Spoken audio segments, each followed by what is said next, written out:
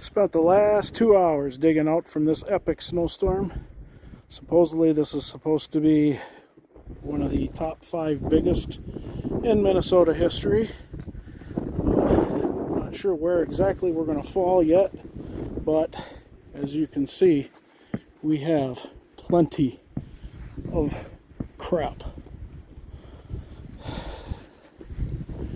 Believe it or not, there's a tiki torch buried under there.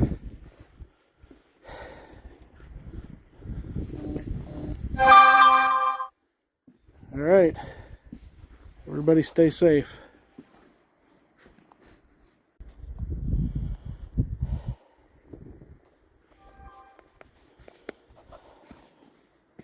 Anybody else need any snow? Happy to send some your way.